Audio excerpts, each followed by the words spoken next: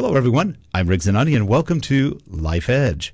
Because, life just doesn't have to be mediocre, no matter what they tell you. I am joined today by somebody who's not mediocre at all. Her name is Dr. Susan Nash, and she is just on the other side of the window right there. Hello, Susan. There. Hi there. I'm so happy to be here. Same here. In fact, you're going to be on the beach pretty soon, but we'll talk about that in a moment. We had a guest today, but unfortunately there was a snafu between Google Mail and calendaring, so he's not here. But he will be here next time. So he's a great guy. Stephen Burns is the person we had on. He's a good friend. He will be on soon, and we will coordinate with him and try to figure out what happened with the email.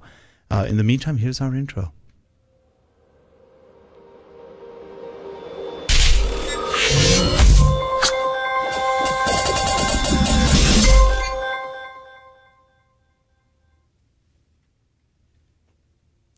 Susan Nash, what brings you to this show? Space exploration. Ooh, that sounds fun. I have an extreme desire to find out everything I can about SpaceX. And I actually live near SpaceX or be able to cohabit with SpaceX types of mindsets. And so I've been looking at South Padre, and that's 15 minutes from supposedly where they're going to build a big launch pad near Now that's in Texas. Now that's in Texas.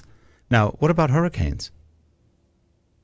That's an interesting point, but it doesn't seem to stop Cape Canaveral. I mean, maybe it'll stop a few launches because sometimes they have to reschedule. But I think that that's kind of fine. And at this point, what I was thinking about doing is looking at different beachfront property. And I was thinking, I don't know if you've ever seen South Padre, but it's this long barrier island. Okay. And it has lots of whitish, it's whitish. Mm-hmm. It's blonde sand and lots of dunes. And it's really attractive. And there are parts that, it's a little bit congested because there's only one causeway. But I just think, wow, if SpaceX takes off and really does well, what a great investment. You think? People get really weird about rockets flying overhead and things like that. Oh, I hadn't really thought about that, but that's 15 miles away, and Cape Canaveral and those areas. That's true. There are people around there, and they all go to watch the takeoffs and stuff. But if it's a narrow island and everybody goes to watch the takeoffs, you're going to have intruders all over the place.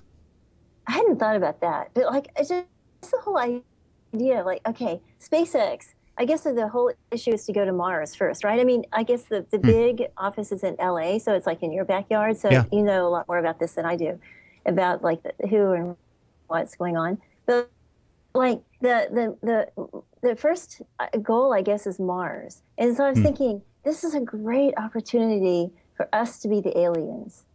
If there are any aliens on Mars. We're not sure. Or any life on Mars? Yeah. Well, at any rate, we have the chance, especially if we can figure out how to time travel, we can be the aliens instead of having aliens among us. We can see some aliens. We can also see some pretty weird aliens in Washington, but that's a different issue. They're not of this world. But so what do you think about privately funded space exploration? I think it's the way. I'm just curious, Rick, what are your thoughts? I think it's the only way to go. I think publicly funded NASA has been a stupid disaster for the last 50 years. They've innovated nothing. We haven't had any new rocket innovations or anything pretty much since the space shuttle. The space shuttle is 60 years old, 50 years old, I think. I was 10 years old, I think, when they were doing the space shuttle. They haven't changed that much. The technology has increased dramatically, but we're still gliding back to Earth. Well, and I don't know if you've ever been to the Air and Space Museum in the Smithsonian. I had a chance to go there a few years ago, and I was really shocked at how teeny tiny the lunar lander was. And they were. Yeah, they were small. Yeah, they were small. And not a lot of room for the astronauts or anything else. So definitely things haven't really improved. I mean, if you look at the Russians, they've done much better with space travel than we have. in terms of their, I mean, they created the space platform. We helped in it. We're in it with them, but they did a large part of that. JPL was responsible for some of it. But, I mean, if you look at it, the technology, after all these years, hasn't really progressed that far in space. But then again, you know, we were talking about this earlier, that the human race really is still pretty Cro-Magnon. We haven't totally evolved past that. Maybe some of us have, some of us haven't. But, I mean, here we are. It's maybe it's not Cro-Magnon. What are we? We're troglodytes. That's better. I mean, you know, look, I mean, we're still a very violent civilization. We have a lot of issues. It's kind of a crazy planet and run by, well, I read one time that the world is pretty much run by about 5,000 or 10,000 psychotic people. You know, I can't really argue with that. It's probably true, with some less psychotic than others. But so you look at space exploration and where we've come in all these years, government-run space exploration never moves at the speed of innovation. And, And as a result, private companies like SpaceX, for less than $1 billion, or what is it, something like 100 million, they launched the first rockets into space and back, and it would cost NASA $2 to $5 billion to do that or more. Well, totally agree. And then basically we have a wonderfully functioning internet thanks to private space exploration, or at least private launches. I mean, all of the satellites that are up there, I would say, I don't know, do you know what kind of percentage of them are private? A lot of them are private, but they were brought up to space by government usually. So there aren't too many private launches of satellites, but the satellites are all developed privately and then attached to the launch rockets and then put up into space into orbit. But I'd say probably, maybe 80-90% are probably private or privately funded. But then NASA or whomever, I don't think there have been a lot of private ones. NASA has launched quite a few of them. And of course, a lot of the satellites that have been launched throughout the years have decayed in orbit. They've come down, though, you know. I always laugh. We were talking about this earlier today, too, how people have no science background at all anymore. They believe everything the idiots tell them. And I say that really, truly. The idiots are controlling everyone, because if you have any inkling of science, you know how much BS is out there right now. From global warming to this to that. It's just like, hello, we can't predict rain from one day to another. We live in California. We were supposed to have massive thunderstorms for about a week. We had like an hour of rain. They can't get it right. But we can predict global warming 3,000 million years into the future. Mm-hmm. That's a really good example. And another good example is induced seismicity. Here in Oklahoma, that's become a big issue because, and people who don't know anything, they go, oh, it's fracking that's causing it. Well, not really. It's really because there is so much produced water that has to be disposed. Well, there's been a lot of work done, especially in Stanford, and pore pressure and exactly, you know, like what are the dynamics of injecting a lot of water into a formation that might have a lot of faults. Right. And so that's what happens here, that the formation that drinks in the water is also the formation that has enough porosity and permeability to get that water next into the faults. So then they slip or they cause pressure and then they have earthquakes. So like a couple of days ago, we had 2 4.5 earthquakes that were just north of Oklahoma City, which doesn't sound like a lot, but it's a lot for here. I thought that was a cowboy line dance somewhere up in northern Oklahoma that caused that. Just kidding. Buffaloes dancing. Yep. But seriously, you know, it's interesting because what you're bringing up, okay, if you do surgery on the eye, in the old days, when they cut into the eye, they had to fill the eye with liquid to keep the pressure up so it wouldn't collapse. And that's almost exactly the same idea as fracking, and of when you pull water out, if you don't put the water back in, the pressure will shift somewhere else. Yeah, that's true. And then also if you try pumping in a million gallons a day into a formation that didn't have that amount in there, it's going to cause something to happen. Right. And then the guys at Stanford said, okay, we'll just pump it into the same formation where you're pulling it out. Well, okay, it sounds like a good idea. However, However, and this is where people don't understand anything about geology. They think, oh, it's just like this big sponge and it's all, or a big lake underwater, underground. But what it is it's sort of, think of beach sand mixed in with mud and all sorts of things. So there are lots of barriers, and the water doesn't flow perfectly. Right. It's heterogeneous. Yep. And so you're learning and you're discovering how to deal with it. Yeah, exactly. And I think one of the reasons, people do not learn science is because we managed to make science education incredibly boring. That's true. That's true. And I'd like to see us, I've been working on some things where I'm trying to make things sort of a mystery. And so I try to make like this noir scene where there's actually some kind of real life situation.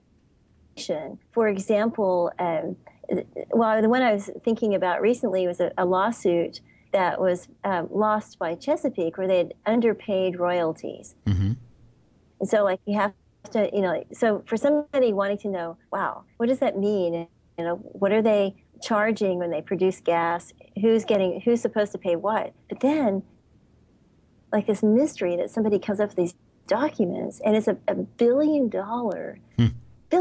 secret, and it's real. And yeah. Oh, why don't I make this all noirish and put some mystery in it? Yeah. Well, I remember. Did you ever watch the show Dinosaurs when it was on? It was a kind of a comedy satire of human beings. Yes. There was one, Earl Sinclair. Okay, Earl, oil, Earl, Sinclair, Oil. The dinosaur, the Brontosaurus, yep. the Apatosaurus now. Yep, and all, and they had one where they had, I think it was Mr. Science or Dr. Wizard or something. I think it was Mr. Science. He goes, all right, we're going to have Mr. Science on. And Mr. Science comes on and goes, all right, Timmy, come on over here. Just stand right there behind the bomb-proof shelter. There we go. Okay, we're going to press a little button, see what happens. Oh, we need another Timmy. Because Timmy was blown up. And he goes, oh, scientific method, I like it. Every so often you lose a Timmy. But I mean, really, I mean, that is, unfortunately, now you're trying not to lose Timmys, and we do things a lot safer now. But if you think about it, science is experimentation, and it's analysis, and it's, you have a theorem, you have a theory, you try to prove it or disprove it. I mean, to this day, the Darwin theory, for example, really hasn't been proven. It's a theory still. People take it like gospel truth, but it, when I always laugh because these are all juxtapositions of reality. For example, Darwin is real, but God isn't, because neither have been proven. How does that make one real and the other one not real? They're both equally unreal in some respects.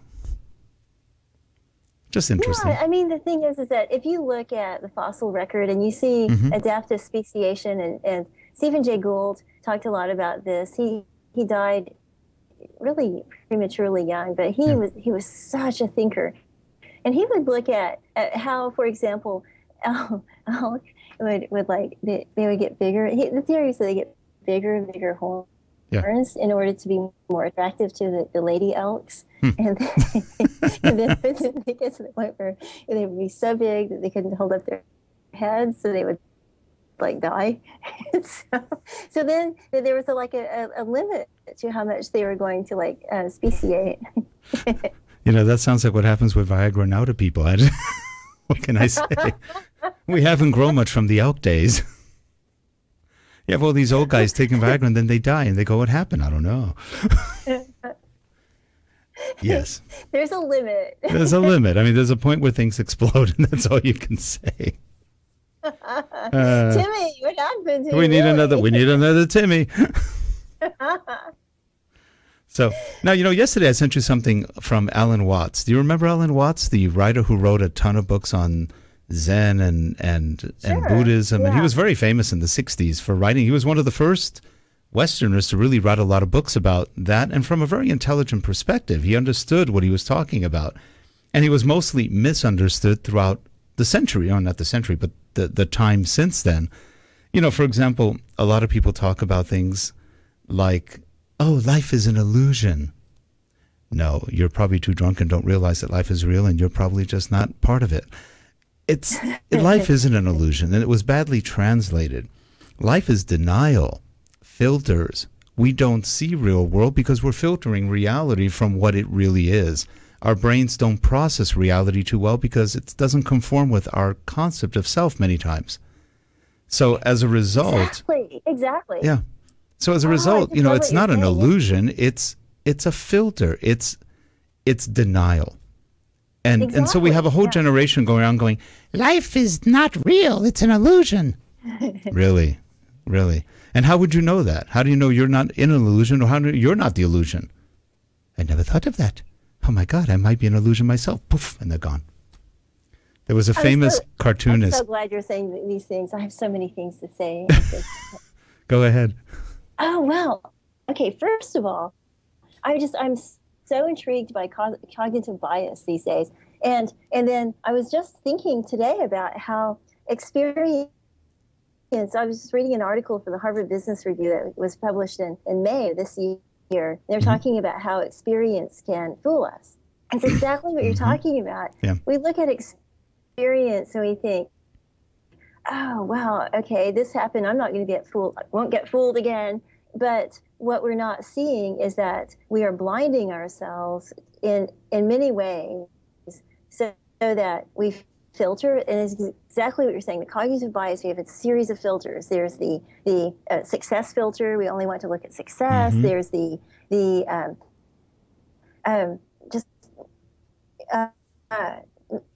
basically, well, there's just a number of them. I could just rattle them off. There's a million filters, and it's how we process information. And there was a famous Russian kind of mystic philosopher, Georges Ivanovich Gurdjieff. He was yes, and he wrote what was called the fourth way. He called it the way of the fakir, the way of the yogi, and there was another one I can't remember right now. And then the way of the person in society who makes changes within society, but first has to change himself or herself. 1920s, right? 1920s, and I think he died in the 40s, if I'm not wrong.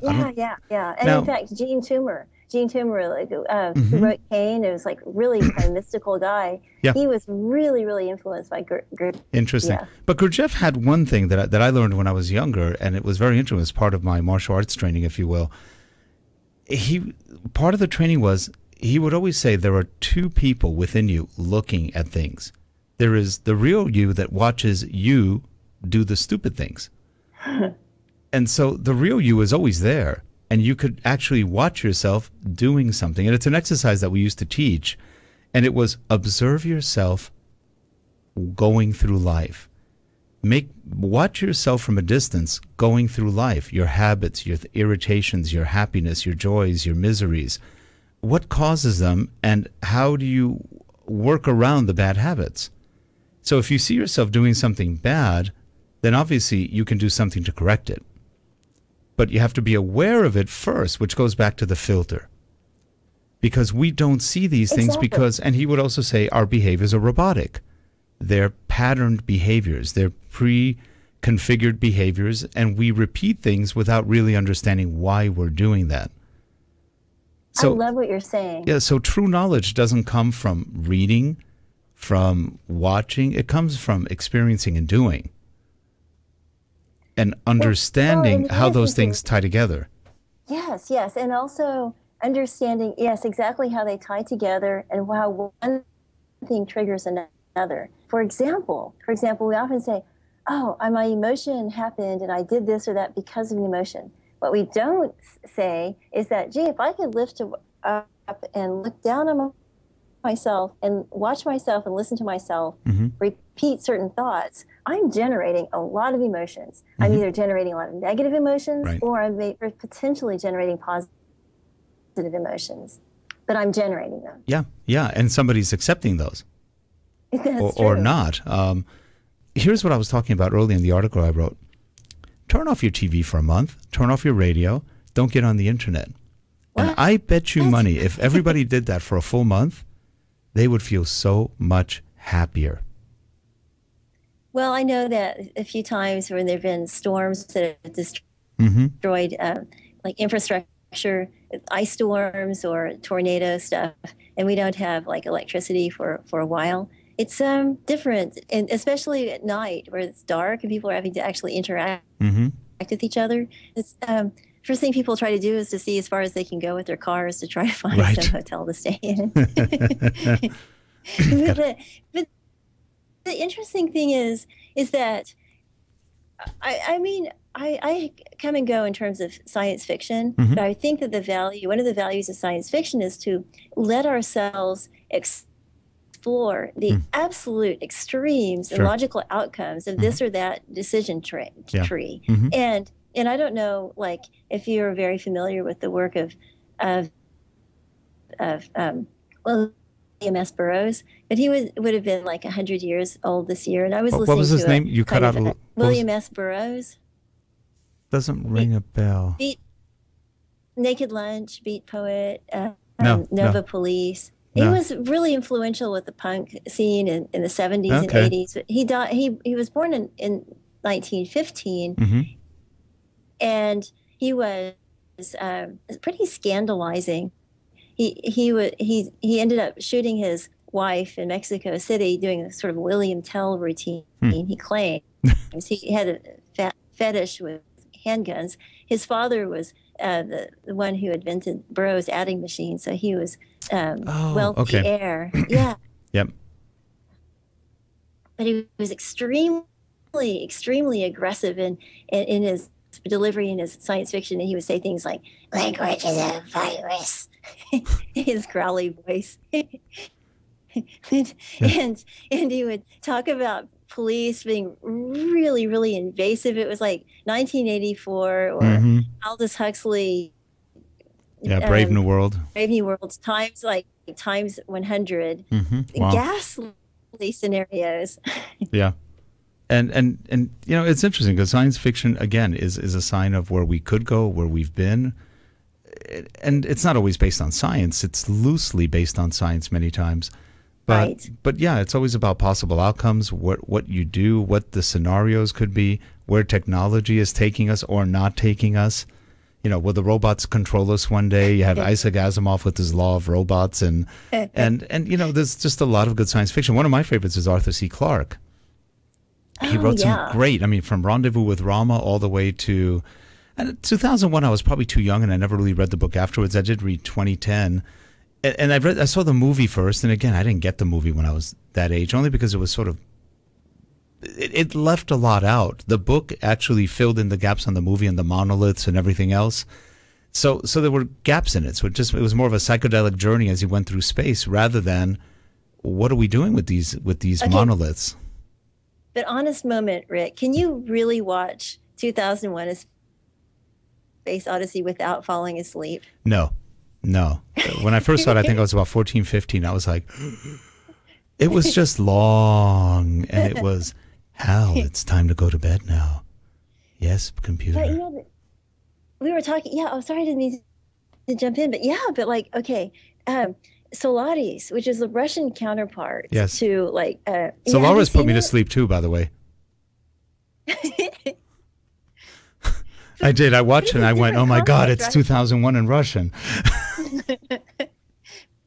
But wasn't it interesting that you don't know what's real and what's not real, and all these images and things, and then you just like get into these dimensional crossovers? Well, there was another one that was another weird movie at the time, and that was The Man Who Fell to Earth. Do you remember that one? That was David Bowie. I never could watch the whole thing. That was another weird one that just kind of went on and on. Clockwork Orange, kind of a little odd. And then we had Logan's Run. You know, a little different. Of course, you had Escape from New York, which is pretty much what it is now, but that's a different issue. They're getting there. But I've always been a science fiction fan. And I've always liked more the space opera type, which was more fun. It was a little more the saga, the hero wins and they go after the villains. It was sort of fun. And that would be things like Jack Williamson, The Legion of Space, and he wrote a lot of books back then. And E. Doc Smith, he wrote... Heinlein, Robert Heinlein? Heinlein I liked, but not that much. Why? You know, I didn't find him all that interesting. The Moon is a Harsh Mistress. A Stranger in a Strange Land was interesting, But Heinlein was a little I liked tweaked. it. I liked it when I was a teenager. Yeah, that's when I read all of his stuff, and it was okay. I would read it, but it wasn't one of my favorites. Him and L. Ron Hubbard and all those, they were all buddies. A.E. Van Vogt, very interesting writer.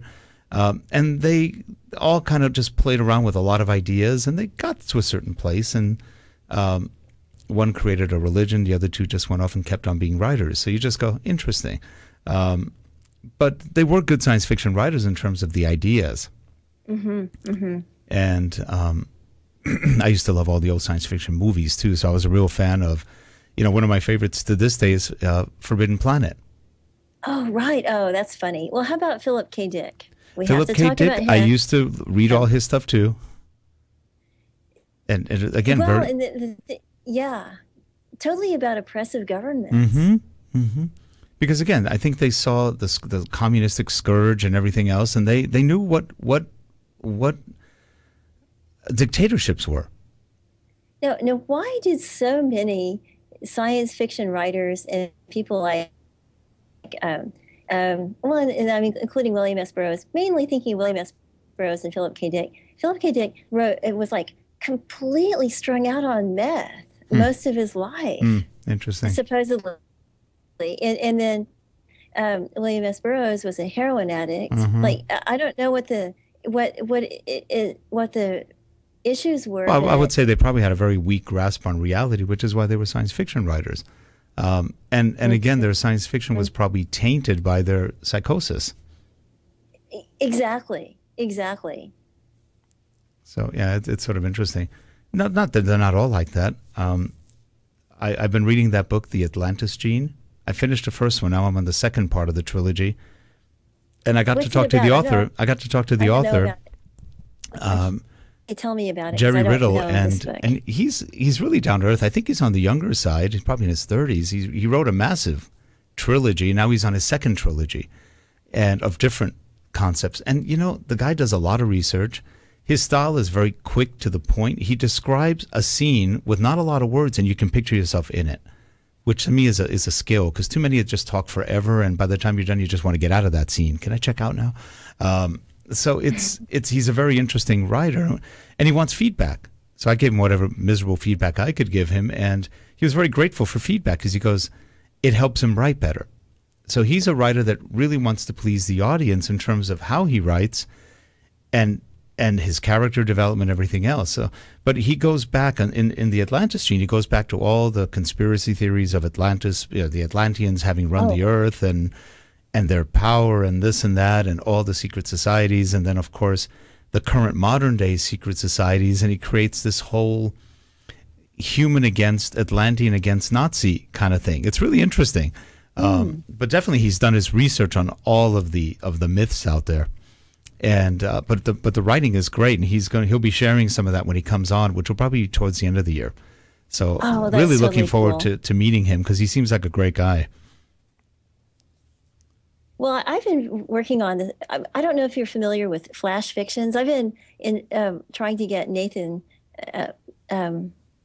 Lewis to come on this show, because he's incredibly good about writing. It's like flash fictions, so like self-contained little fictions. But what I've been trying to do is write 1 page or less self-contained little fictions that will fit together as a mosaic to eventually have some kind of novel or structure. But I want to make them as dark as possible. Well, I have one for you. Here's a one-pager. Here's a one-pager. I woke up this morning. I looked out the window. The sky was red. I'm dead. Oh, well. See, I was liking it until I'm dead part. Well, you said you wanted it dark. Well, that was part 1. There's a disembodied part in part 2, but we haven't gotten there yet. Needs more research. Well, here's an example. Okay, I was walking next to the river, the Arkansas River, and I saw this little cross. It's an R.I.P. Jorge Luis. It had August 31st, 1973 to July 15th, 2015. No explanation, just on the side of the river. What the heck was that?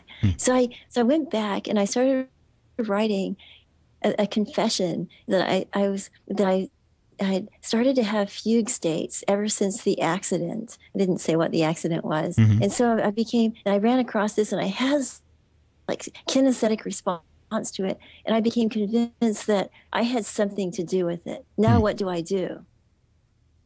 The end. Is that the end? The end. The end. Yeah. So the flash fiction kind of leaves you, what happened? Gee, Exactly. What do I do? I want to have every single flash fiction have this hanging edge. That's interesting. I saw a little video. It was a science fiction video not long ago. I've got to find that link. It was really cool. I think hopefully I saved it in my favorites. That was about maybe 5 minutes long. It was like a mini science fiction documentary or movie. And then it ended. And I was like, I want more. What happened? It's totally cool. And I thought, I looked all over the web. I thought it might be a show, a series, a trip. No. So I would say that was like a flash fiction movie.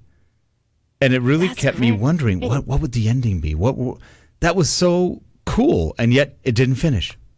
And it doesn't have to be dark. It can be something that's like this one actually ended with this girl who winds up in another dimension, and she goes, and as she's looking around this beach, she hears the people come to her and say, "We've been waiting for you," and it ends, and you go, "No, I want more. What were you waiting for?" And how do you know her? Oh, I like that. It was interesting. I like that. Yeah. I'll see if I can find it. We can run it on the show and kind of go over that. It was really cool. Yeah, that's great. And then also things where people could be like chance encounters, and it's like instant love at first sight, and then boom, or whatever. You know, there's always love. I mean, I prefer darkness to love because of mainly because I have more experience. More experience with darkness. Okay, that kind of explains our talk about stalkers earlier. Yes, I just want one. Just one. Just one. A benign one. A benign one. A good stalker. Hello, Stalker Central. May I have one good stalker, please? It could be a robot. A robot stalker. Now, that would be interesting. You look so cute today. So that would be like a new Isaac Asimov book, I Stalker. Yeah. The key is that they never say the truth. Oh, you look so cute, and you're sounding so intelligent today, Susan. Susan. Well, guess what? We are at the end of our time. We've been going almost an hour. It's been a random flow of consciousness, but it's been good. Thank you. Well, for all of you watching, this isn't our really normal show, but it's what happens when we don't have a show because it got kind of deplanned by a scheduling snafu. But you know, Susan and I can talk like this for hours, so we just kind of go in different directions, and it's a lot of fun. So we shared our conversations with you, and there was actually some good stuff in there too. So if you paid attention, your life will be better, right? I feel deeply grateful. Deeply grateful. That's good. That's good. If you're watching the recording, please subscribe. Give us a hands up or a thumbs up. This would be a hands up. We want a thumbs up. I don't know what they mean, but they sound good. And we will be back next week. We have Chris Gordon on next week. He will be on next Wednesday, so we're looking forward to that. And then we will have Stephen Burns on probably the week after, since we missed him this week. So we're looking forward to Stephen. He's a great digital artist, photographer, educator, just an all-around great guy. So we're very much looking forward to having Stephen on. Well, Susan, we will see you next week. Thank you. Really enjoyed it, and I'm totally looking forward to Chris and Steve. Steve's work is amazing. Yep, that sounds good. And we will see you all next week. Take care, everyone. Bye-bye. Bye.